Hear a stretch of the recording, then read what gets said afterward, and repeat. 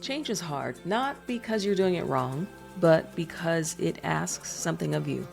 Welcome to Change is Hard, a podcast from the Leadership Lab. I'm Audrey Blair, and this is a space for leaders who are learning how to sit with uncertainty, make decisions without rushing, and grow without losing themselves in the process. We'll talk about the moments that stretch you, the conversations you keep avoiding, and the quiet shifts that change everything. No noise, no pressure, just honest conversations about becoming the kind of leader and human you actually want to be. Let's get into it. Hello, friends, and welcome back to Change is Hard, another episode. I am so glad that you are here today. And today I want to start with something that comes up I want to say constantly, but it comes up quite a bit in my work across industries, across roles, regardless of the level or how senior the level is, all of it. And that is the way we can sometimes feel disappointed. Disappointment happens and it comes up so much. Not so much the explosive disappointment, like something crazy happened. And I don't even mean something that's super dramatic. But I mean those quiet things, the quiet kind that shows up pretty regularly, maybe throughout the day or throughout the week. It's like, well, you walk away from a meeting and you might be thinking, that didn't go the way that I expected it to go. And then you might carry around that frustration. And it becomes like this low-grade thing across your day. Or someone turns in something to you. You've asked them to complete something and you're like, oh, that's not at all what I thought I was asking you to do. And that can be quite frustrating. But what's fascinating is that most of the time, no one actually did anything wrong because it's not so much about doing it wrong. A lot of times it's not bad intent. It's often not even incompetence. Sometimes it can be, but sometimes it's not. And it's not a betrayal or a stab in the back. A lot of times it's just unclear expectations, not being clear. So today I want to talk about how to set clear and transparent expectations so that we can minimize that disappointment. And I want to talk about it in a way that doesn't require that you become rigid or controlling or that you become exhausting to work with. Because to be clear, clarity is not harsh. It's actually quite generous. And I heard someone say, and I don't remember where I got this from, but I heard someone say, to be clear is to be kind. And I have held on to that for a very long time. And whenever we might be feeling insecurity about saying something to someone, the more clear we can be, the kinder it can. Now, there's a way to do it. Because a lot of times people think, oh, well, I'm just going to be blunt and direct and I'm just going to tell the truth. Yes, but there is a way to do it. But clarity can be quite generous. It is one of the most underrated leadership skills that's out there. Most of us don't know how to do it. And most of us think that we're being clear. But really, we're just making a lot of assumptions.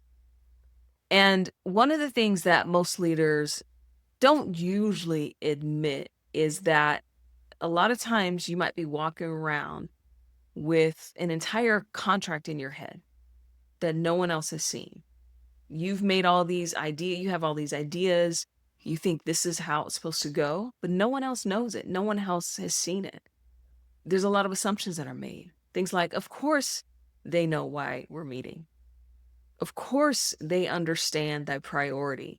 Of course, they know what they should let go of because this has become something that's very important. Of course, they know what success looks like. And often, that is not the case at all. Often, it's the assumptions versus expectations. And assumptions are not expectations. Your assumptions, they're just unspoken hopes. I hope that comes out that way. And there is a way that when we have those unspoken things and hopes become disappointment, which then can become resentment, which then we can turn into, well, there's something wrong with that person. Why don't they understand what it is? And it's a common conversation I have that's like, I don't understand why they didn't do what I thought we agreed to. So that's maybe a frustration that comes. So then I'll ask, well, what exactly did you agree to? What did you say? What was the agreement that you made with this person? And then there's a pause, and there's this, well, I'm not sure what we specifically agreed to. What I thought they were going to produce was X. And I had this conversation recently with someone. There was an interpretation that happens. And a good friend of mine was talking about, gosh, I asked someone to get something to me and I needed it. And I'm very frustrated that it took them half the day to get it to me. So I said, well, what did you tell them when you needed it? And she was like, well, I told them as soon as possible. I just thought, as soon as possible, that's so vague. Your as soon as possible is not the same as someone else's as soon as possible. That is way up for interpretation. You got to be more specific. If you need it by 9 a.m., say 9 a.m. Because if you have to turn in something by 11, you have to tell them what you need. And this is actually why it gets harder as you move up. As you move up into leadership, the cruel irony of leadership and leadership growth is the more senior you become, the more obvious things feel to you because you've been doing it for a while, or you are privy to information that others don't have. You might be great at pattern matching because you have more information. You can see the downstream impacts, right? And another thing is you're probably solving for things that other people don't even know exist yet. So what happens is you say less, but expect more. You assume alignment. You don't provide enough context for what it is or the direction that you might be given, that you're giving. And clarity does not scale automatically. Because you know more doesn't mean that all of a sudden everyone around you knows more. So part of that is your responsibility to make sure that that's clear. It requires more intention, not less. You make assumptions and things are just second nature to you. That means you have to say more about it. And unfortunately, when you skip this step, there are lots of things that can take its place. What shows up instead? Well, what shows up is missed expectations, missed targets. What shows up is frustration. There's an energy drain that occurs. You might be thinking, am I the only one who cares? And eventually there's some kind of disengagement. So the thing is, there are hidden costs to expectations being missed. When expectations aren't clear, people don't fail. It's your role. You fail. And I don't mean that in a harsh way, but clarity is a leadership responsibility. It's not a personality trait. And a part of what it is that you're doing, your role is to provide the direction. Vagueness creates things that happen where people get defensive, people are obviously unclear, there's overfunctioning, teams waiting to be corrected instead of feeling empowered to do things. But everyone thinks that they're doing their best, but no one knows. Here's the reframe that I want to offer you. If you're disappointed, or when you're disappointed, because disappointment is a feeling, when you're feeling disappointment, treat it as data. It's a signal. It's something that you can use to start asking more questions. And one simple question you can ask is, what expectation was in my head that never made it into the room? What was I expecting? What didn't I get? Because disappointment is expectation when expectation and reality don't match. So when your expectation is greater than reality, often that leads to disappointment. I'm going to give you maybe three expectations that as a leader, you need to make very explicitly. So here's 3 anchors that I think you should always be using and creating a habit around. The very first one is the purpose. So why are we doing this? We've heard this so many times. Not the task, not here's what I want you to do, but why. Why this meeting? Why now? Why is this important, or why does this matter? If people don't know the purpose, then they're going to optimize for the wrong thing. So what is it that you're trying to get from them? You want them to optimize and focus on the right things. The second thing is priority. How important is this relative to everything else that's going on? A lot of times what leaders will do is sometimes they'll give more, or they won't actually give more because they're like, well, I don't want to overwhelm people. Or they'll just throw it out there and then not help the team understand what then falls below this. Does this become the most important thing, or does this just fall into the shuffle of everything else that I've got going on? Because important doesn't mean anything without context. You have to provide more context. So is this a top 3 priority? Is this a nice to have? Is this something that you need? Is their output become input for something else that you need to do? Can I slide this into something else?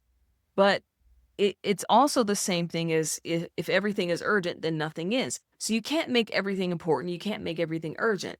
Your role as a leader is to have that thinking time on your calendar so that you can articulate the why, and you can also articulate the priority.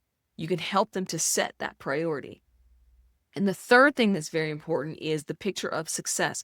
What does well done, what does success actually look like? This is not the same as micromanagement. This is about getting aligned on what does this look like in the end?